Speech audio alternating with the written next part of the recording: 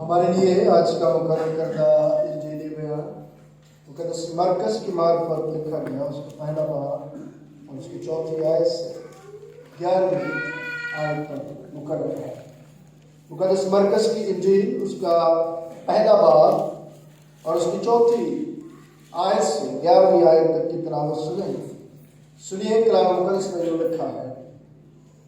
یوحنا آیا اور بیابان میں بپتسمہ دیتا اور گناہوں کی معافی کے لیے توبہ کے بپتسمے کی منادی کرتا تھا، اور یہودیہ کے ملک کے سب لوگ اور یروشلم کے سب رہنے والے نکل کر اس کے پاس گئے، اور انہوں نے اپنے گناہوں کا اقرار کر کے دریا یردن میں اس سے بپتسمہ لیا۔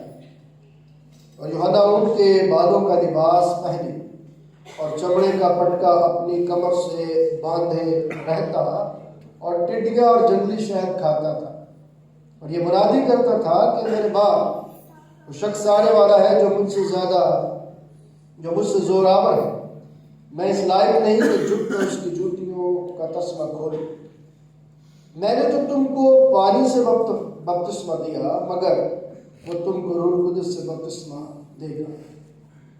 اور ان دنوں ایسا ہوا کہ یسوع نے گلیل کے ناصرت سے آ کر یردن میں یوحنا سے بپتسمہ لیا، اور جب وہ پانی سے نکل کر اوپر آیا تو پھر وہ اس نے آسمان کو پھٹتے اور روح کو کبوتر کی مانند اپنے اوپر اترتے دیکھا، اور آسمان سے یہ آواز آئی کہ تو میرا پیارا بیٹا ہے، تجھ سے میں خوش ہوں۔ یہ ہمارے خدا یسوع مسیح کی انجیل ہے۔ تشریف رکھیے، آئیے اپنے سر کو جھکائیں اور دعا کریں۔ قادر مطلق خداوند کو خدا، نشر کرام، بادشاہوں کے بادشاہ، میں تیرا شکر ادا کرتا ہوں اس بات کے لیے کہ تو مجھے اور میرے خاندان کو چنتا ہے تاکہ خداوند تیرے لوگوں کے درمیان تیرے کلام کی خدمت کو سر انجام دے سکے۔ میں اپنی ساری کوتاہیوں، کمزوریوں کا، اپنی ساری نالائکی کا اقرار کرتے ہوئے تیری پاک حضوری میں منت کرتا ہوں کہ مجھ جیسے نکمے اور بے وجود کو اپنے جلال کا وسیلہ بنا کر اپنے لوگوں کے لیے باعث برکت بنا۔ میرے ہونٹوں اور زبان پر تیرا روب رہے، تیرا فضل رہے، تیرا اختیار رہے، تاکہ تیرے کلام کو تیرے پاک روح کی ہدایت اور رہنمائی میں تیرے لوگوں تک پہنچا پاؤں۔ یسوع مسیح کے نام سے آمین۔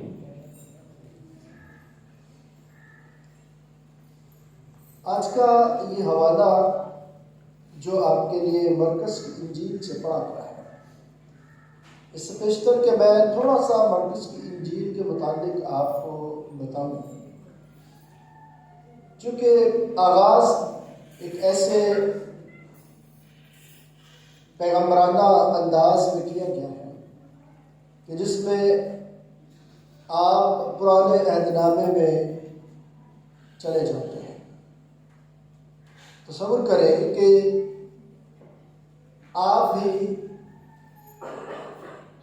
اس بیابان میں، اس دریا کے پاس ہیں جو یردن کہلاتا ہے، جہاں پر یہ صدا لگائی جا رہی ہے کہ توبہ کرو کیونکہ آسمان کی بادشاہی نزدیک ہے۔ اب اس منادی کو سن کر بہت سارے لوگ، جن میں ہر طبقے کے ساتھ لوگ تعلق رکھنے والے موجود تھے، وہ اس آواز کو سن کر اس کے پاس پہنچے تاکہ اپنی زندگی میں خدا کی بادشاہت میں داخل ہو جائے۔ یہ بات بڑی قابل غور ہے کہ اپنی زندگی میں خدا کی بادشاہت کو دیکھ لیں، اس میں داخل ہو جائے، اور ہر قسم کے لوگ وہاں پر آ رہے ہیں، اور اس آواز کو سن کر وہ مرد ہو یا عورت ہو، سبھی تبدیلی کے اس پیغام کی طرف اپنا دھیان لگاتے ہیں۔ اور یوحنا اس بات کا ذکر کر رہا ہے کہ میرے بعد بھی ایک آنے والا ہے میں تو پانی سے بپتسمہ دے رہا ہوں، لیکن وہ کس سے دے گا؟ روح القدس سے بپتسمہ دے گا۔ اب ہوتا کیا ہے اس منظر نامے میں کہ آپ بھی وہاں پر کھڑے ہو اور آپ دیکھیں کہ ایک ایسا شخص وہاں پر آ گیا ہے جس کو توبہ کی عادت نہیں۔ جتنے اس کے پاس آئے ان سب کو کیا تھی؟ توبہ کی عادت تھی، انہیں توبہ کرنا لازم تھا، اس لیے وہ آئے۔ اور علماء اکرام اس بات کو لوگوں تک پہنچاتے ہیں کہ بپتسمے کی رسم جو ہے وہ یہودیوں میں پہلے سے تھی، یہ کوئی نئی بات نہیں۔ پکارنے والے کی آواز بیابان میں آتی ہے۔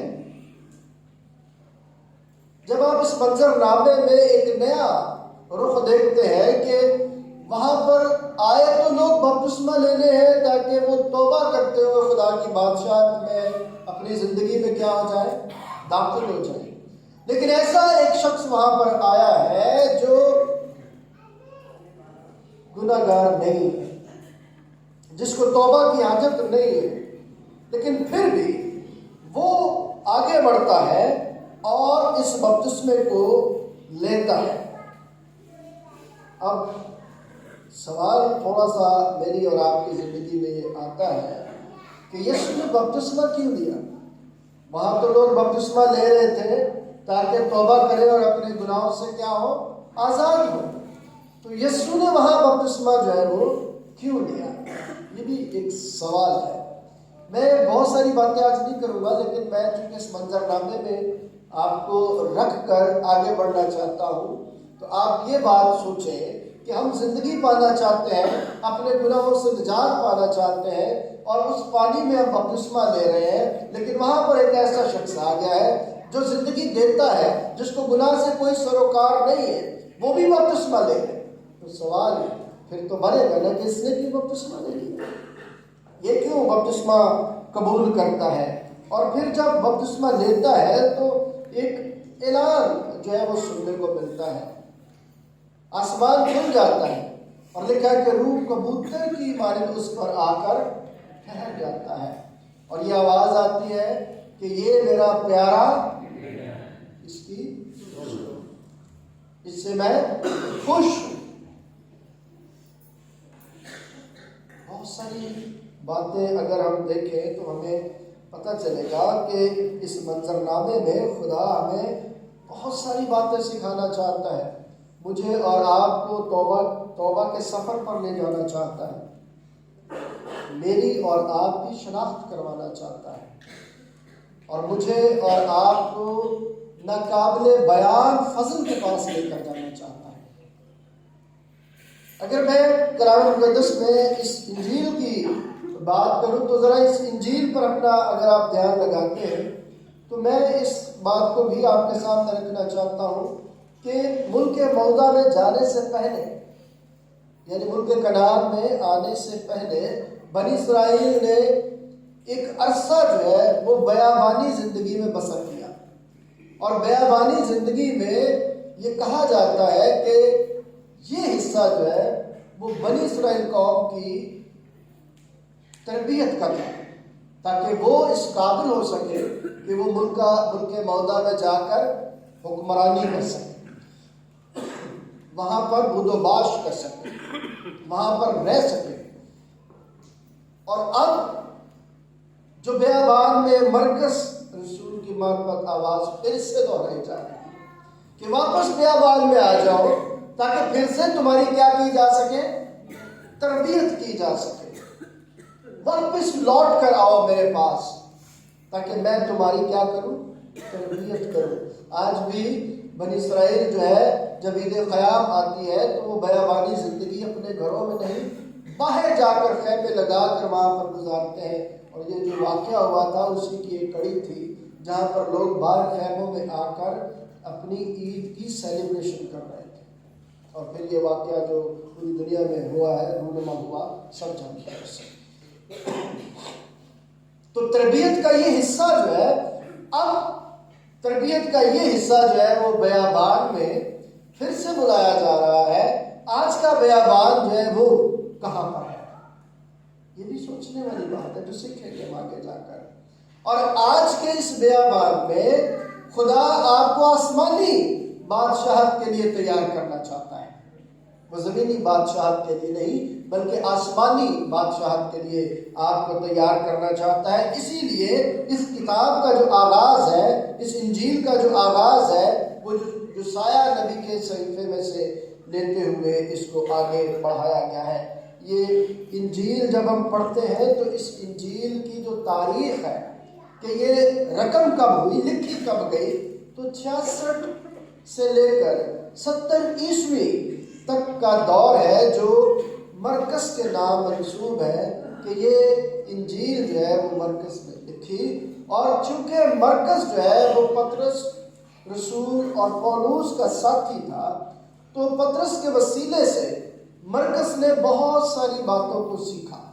عام طور پر یہ بھی کہا جاتا ہے کہ یہ جو انجیل ہے یہ غیر اقوام کے لیے لکھی گئی تاکہ انہیں یہودی رسم و رواج سے بھی آگاہ کیا جا سکے اور خوشخبری کے حوالے سے تاریخی پیغام بھی ان تک جو ہے وہ پہنچایا جا سکے۔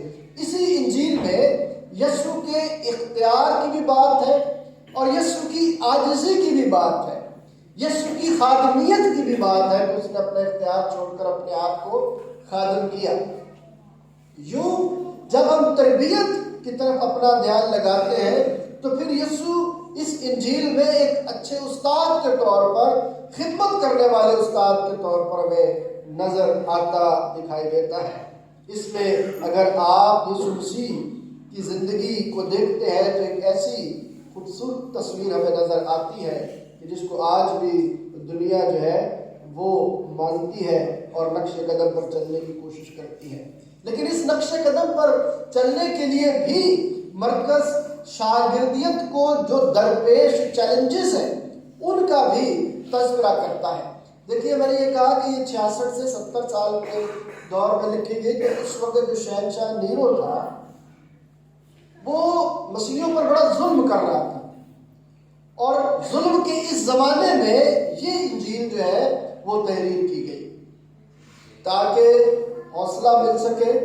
جو پریشانیاں، جو مصیبتیں، جو مسائل ابتدائی کلیسیا کے لوگ سہ رہے ہیں ان تک خدا یسوع مسیح کی خدمت کا حصہ آگے بڑھایا جا سکے۔ جب میں اس کو پڑھ رہا تھا تو انگلش میں خدمت کا لفظ ہے وہ منسٹری کے ساتھ جڑا ہوا ہے، اور جو خدا کے خادم ہیں ان کو منسٹر کہا جاتا ہے۔ کیا کہا جاتا ہے؟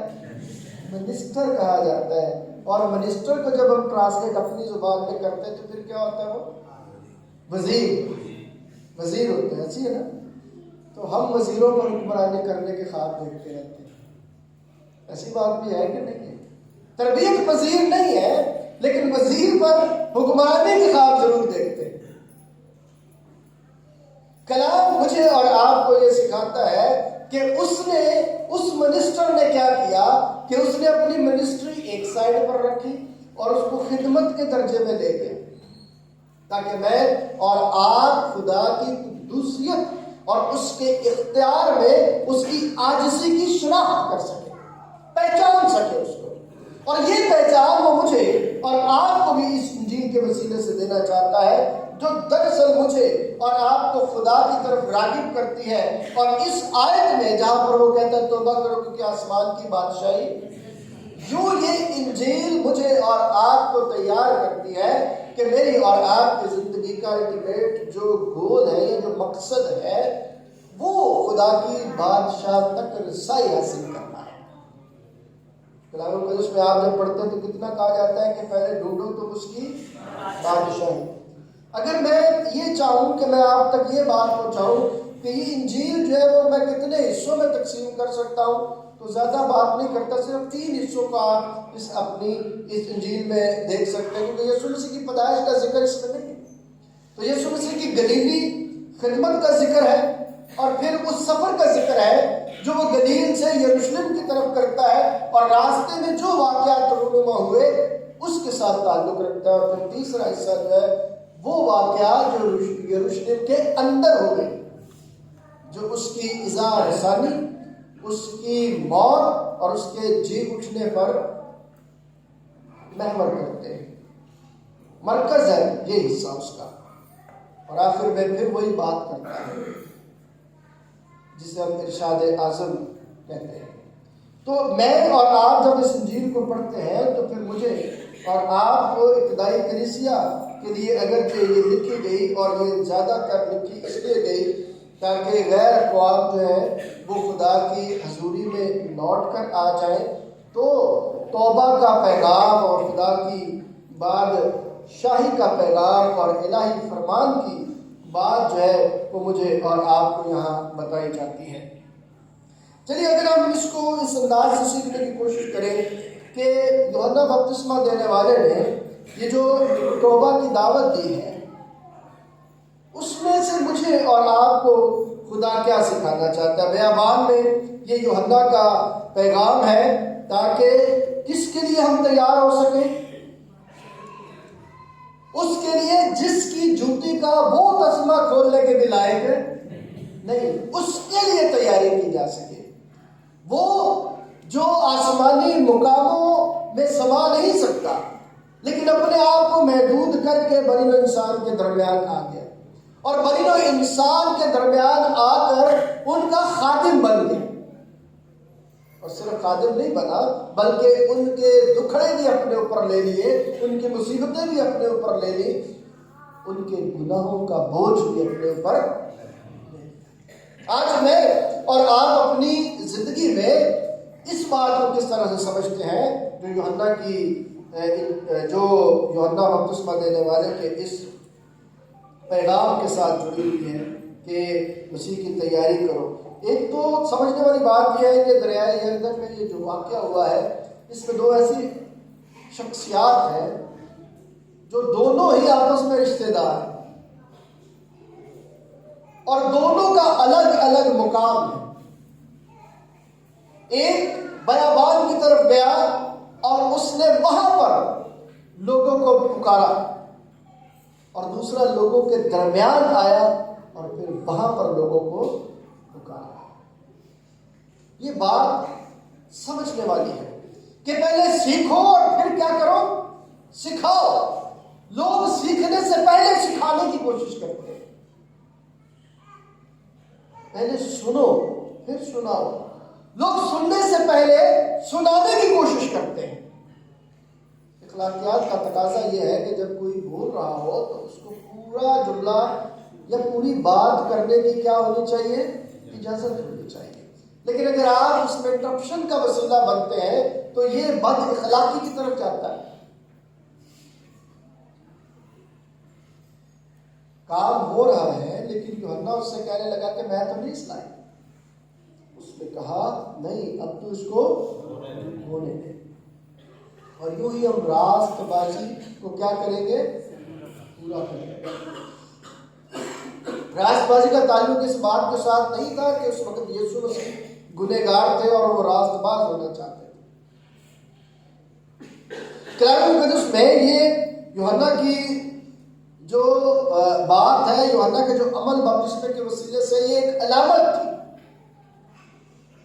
تاکہ ہم اس علامت کو استعمال کرتے ہوئے اپنی زندگی کے طور طریقوں پر، صفائی ستھرائی پر کیا کر سکیں؟ غور کر سکیں۔ میرے جو مرکز کی انجیل کا یہ جو پہلا باب ہے اور اس کی 9ویں اور 11ویں آیات جو ہیں، ان میں خدا یسوع مسیح بہت ساری باتوں کو بتانا چاہتا ہے اپنے اس کردار کے وسیلے سے، اس عمل کے وسیلے سے۔ یوحنا جب بپتسمہ دیتا ہے تو پھر لکھا ہے کہ روح کبوتر کی مانند اس پر ٹھہرا، آواز آئی، اعلان کیا گیا، اس کی شناخت کروائی گئی کہ یہ میرا بیٹا ہے۔ کسی اور کے بارے میں اس طرح سے پہچان نہیں کروائی گئی کہ روح جسے ہم کبوتر کی مانند اترا ہے، جسے روح کی شہادت بھی موجود ہے، خدا باپ کی شہادت بھی موجود ہے، اور خدا بیٹا بھی وہاں پر موجود ہے۔ ایک شناخت کروا دی گئی، لیکن اس شناخت سے کتنے لوگ جو ہیں وہ واقف ہیں؟ مجھے اور آپ کو بھی شناخت کروائی گئی، تو ہم کتنی واقفیت رکھتے ہیں؟ کسی کو جان لینا کافی نہیں ہے، جو درس وہ دیتا ہے وہ ہماری عملی زندگی میں کتنا ہے یہ اہم ہوتا ہے۔ خالی یہ نہیں تھا کہ یسوع کی شناخت ہوئی ہے کہ یہ خدا کا بیٹا ہے، بلکہ اس بات کی طرف بھی ہماری توجہ خدا دلاتا ہے کہ یہ میرا بیٹا ہے، لیکن اس نے اختیار کو اپنے قبضے میں رکھنے کی چیز نہیں، یہ میرا بیٹا ہے جو کل کائنات کا مالک ہے۔ اس کے اندر کی عاجزی، فروتنی اور انکساری کا پیغام ہے جب وہ کہتا ہے یہ میرا بیٹا ہے اور تم انسانوں کے درمیان ہے۔ تو یسوع مسیح کی محبت، اس کی عاجزی اور اس کی انکساری کا بھی یہ بیان ہے، اس کی بھی یہ شناخت ہے۔ اور خالی یہ نہیں تھا، یہ بتایا گیا کہ تم جو سارے گنہگار ہو کر یہ بپتسمہ لے رہے ہیں، یہ تمہارے ساتھ شامل ہونے کے لیے موجود ہے یہاں، تاکہ تمہیں بتایا جا سکے کہ تمہارے ساتھ خدا موجود ہے، خود خدا موجود ہے، یہ شناخت کروائی۔ لیکن ہم ان حوالوں میں کچھ اور چیزیں تلاش کرتے رہتے ہیں جن کے وسیلے سے ہم اس روح کو فنا کر دیتے ہیں جو ہمارے لیے ترقی کا وسیلہ بنتی ہے، اور پھر ہم اپنے خیالات میں، جھمیلوں میں الجھ کر مختلف طریقوں کے ساتھ اپنی فوقیت اور اپنے علم کو آگے لوگوں تک پہنچانے کی کوشش کرتے ہیں، جبکہ خدا یہ چاہتا ہے کہ میں اور آپ اس عمل کے وسیلے سے یسوع کی شناخت بھی کریں اور یسوع کے کردار پر بھی اپنا دھیان لگائیں کہ یسوع میرے لیے اور آپ کے لیے کیا کرتا ہے۔ یہ بات جو یسوع مسیح بپتسمے کے وسیلے سے ہم تک پہنچانا چاہتا ہے، وہ اس کے الہی مشن کا آغاز ہے۔ میں اس لیے آیا تاکہ تم زندگی پاؤ اور قسمت کی زندگی پاؤ۔ وہ اس لیے آیا ہے تاکہ خدا کے منصوبے کو عملی جامہ پہنا سکے۔ یہ میرا بیٹا ہے، یہ آیا ہے تاکہ تمہارے گناہ خود پر کیا کر لے لے اور تمہاری خاطر جو ہے قربان۔ یہ میرا بیٹا ہے۔ جب ہم کلام کو اس انداز سے سیکھنے کی کوشش کرتے ہیں تو پھر مجھے اور آپ کو پیغام ملتا ہے، اور اس بات کو مجھے اور آپ کو سمجھنے کا موقع ملتا ہے کہ جب میں اور آپ کسی جگہ پر اکٹھے ہو اور آپ کی اولاد، آپ کا بیٹا یا آپ کی بیٹی جو ہے وہ دوسروں کے لیے برکت کا وسیلہ بننے جا رہا ہو تو کتنے فخر سے آپ کہیں گے میرا بیٹا ہے، میری بیٹی۔ ایسا نہ ہو کہ ہم ان باتوں کو اپنی زندگی میں سمجھ نہ پائیں۔ آج کے اس دور میں جہاں پر زمینی حقائق یہ بیان کر رہے ہیں کہ انسان بڑی تیزی کے ساتھ بدلتا چلا جا رہا ہے، بہت ساری جو ٹرمینالوجی ہے انسان کے بارے میں وہ بدلتی جا رہی ہے۔ انسان جو اپر کلاس میں رہ رہے ہیں یا جو زیادہ پڑھے لکھے لوگ ہیں یا ریسرچرز ہیں، وہ انسان کو کسی اور روپ میں دیکھ رہے ہیں۔ میں ایک بک پڑھ رہا تھا، اس بک میں جو باتیں کی گئی وہ بڑی اہم ہے کہ اب انسان جو ہے وہ یہ جو جدید ٹیکنالوجی ہے ہمارے پاس، اے آئی والی، آرٹیفیشل انٹیلیجنس جسے مصنوعی ذہانت کہتے ہیں، انسان نے اس کو اس طرح ڈیزائن کر دیا ہے کہ وہ اب اپنا اسکرپچر بنا کر اپنا مذہب بنانے کے لیے تیار بیٹھا ہوا ہے۔ یعنی مشین جو ہے وہ خدا بنانے کے لیے بے چین ہو رہی ہے۔ جتنا احساس انسان اسے دے رہا ہے، جتنا احساس کے ساتھ یا جو ہمارے سینسز ہیں وہ اس کو بنا کے دے رہا ہے، جب وہ ایک طرح سے بن جائے گا تو پھر انسان کا اس کے ساتھ میچ کرنا مشکل ہو جائے گا۔ میچ تو ابھی بھی انسان ہی سے چلا رہا ہے، لیکن انسان سے تیزی کے ساتھ وہ کام کرتا ہے۔ اب میرے لیے اور آپ کے لیے بیابان کون سا ایریا ہے؟ کبھی آپ نے سوچا ہے کہ تربیت گاہ کہاں پر ہے میری؟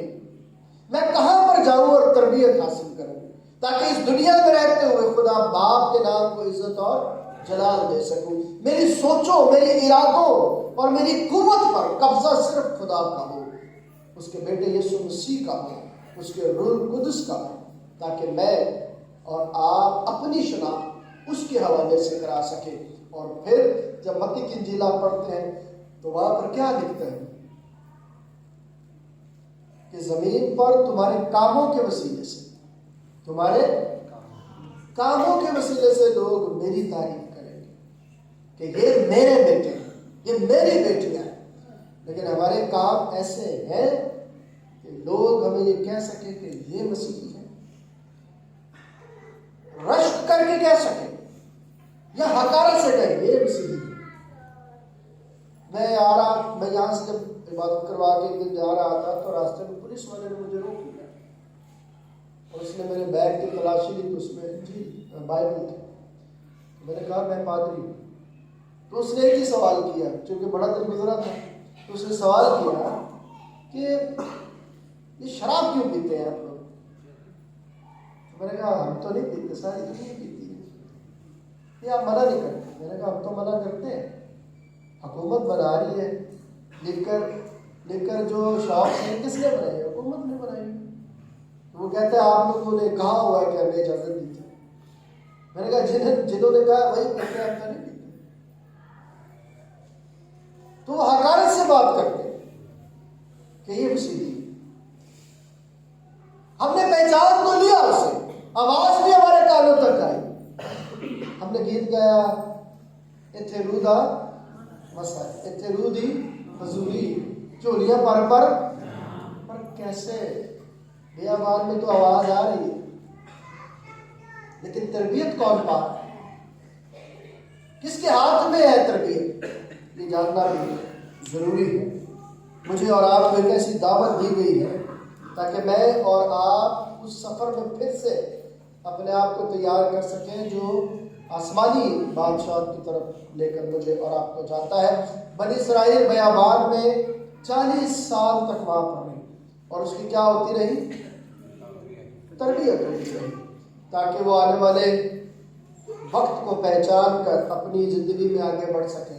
اور وہ وہاں پہنچ بھی گئے، لیکن وہاں پہنچنے پر کیا ہوا؟ یشوع نے تو کہا کہ اب رہی میری اور میرے، ہم تو خداوند اپنے، لیکن کیا سب نے ایسا کیا؟ جب بادشاہ مل گئی تو بادشاہ جو ہے وہ الگ ہو گئے، خدا کو بھول گئے، وہی بت پرستی کی طرف چلے گئے۔ خدا نے کہا کہ غیر اقوام کے ساتھ تعلق نہ رکھنا، لیکن تعلق رکھے، اپنے بچے بھی دیے، ان کی بچیاں بھی دی، اور ایک مخلوط قسم کی نسلیں پیدا کرنی شروع کر دی۔ اسی لیے کلام میں کیا لکھا ہوا ہے؟ کلام میں یہ لکھا ہے کہ میں اگر اس کو آسان لفظوں میں آپ تک پہنچاؤں تو دو مختلف سوچ کے حامل جو ہے وہ ایک ساتھ نہیں چل سکتے، کہ چل سکتے ہیں۔ کیسے لوگ ہیں، لیکن چونکہ ہم مسیحی اس بات پر ایمان رکھتے ہیں کہ توبہ کا دروازہ کیا ہے؟ جو توبہ کر کے اس کی حضوری میں آ جاتے ہیں خدا انہیں رد نہیں کرتا۔ یہ بات جو ہے وہ غیر اقوام کو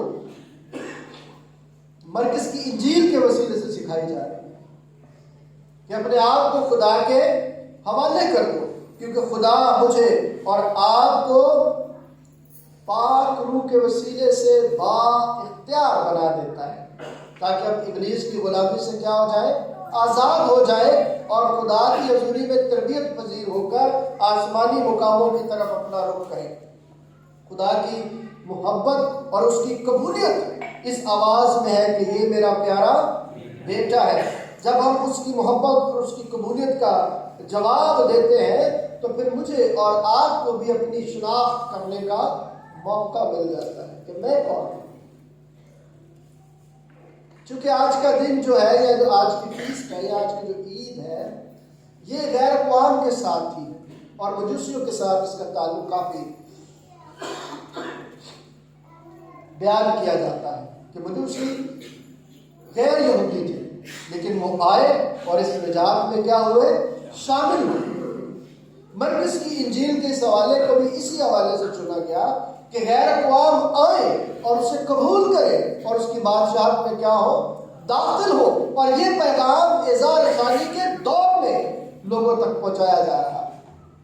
دکھ کی حالت میں، مصیبت کی حالت میں اسے تحریر کیا گیا اور لوگوں میں تقسیم کیا گیا تاکہ لوگ اس کو جو غیر اقوام ہیں وہ اس کو پا سکیں. تو توبہ بپتسمہ اور مسیح کی جو شناخت ہے وہ مجھے اور آپ کو ہی نہیں کرائی گئی بلکہ اس دور میں جب یہ انجیل لکھی گئی تھی غیر اقوام کو کروائی گئی. آج مجھے اور آپ کو اس میں سے کیا سبق ملتا ہے؟ میں نے آغاز میں یہ کہا کہ میرا اور آپ کا بیابان کیا ہے؟ کون ہے؟ کہاں مجھے اور آپ کو تربیت کرنی؟ کیا کہیں بیابان میں مجھے اب جانا پڑے گا جہاں پر لوگ نہ ہوں؟ کیا مجھے چرچ میں آنا پڑے گا جہاں لوگ ہیں؟ کہاں ہے بیابان؟ آج کے دور میں بیابان کا ہے. سوچا کبھی آپ نے تربیت والی جگہ کہاں ہے؟ ہم خود ہیں. جب تک ہم خود اپنے آپ کو تیار نہیں کریں گے کبھی بھی تیار نہیں ہو سکیں گے.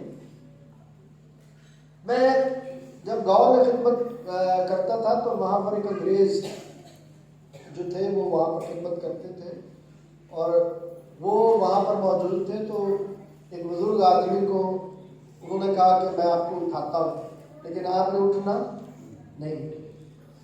تو بزرگ تھوڑا سے ذرا شرمندے سے ہوئے کہ انگریز مجھے اٹھائے گا میں اٹھوں گا نہیں تو بےزتی ہو جائے گی اس کی اور میری بھی. انگریز نے کہا کہ تم نے اٹھنا نہیں. اب وہ اٹھا رہے ہیں وہ نہیں اٹھ رہا.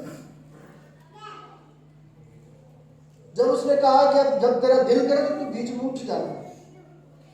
تھوڑی دیر کے بعد وہ اٹھ گیا. تو جب تک آپ کا دل نہیں کرے گا آپ کی تربیت نہیں ہو سکے گی.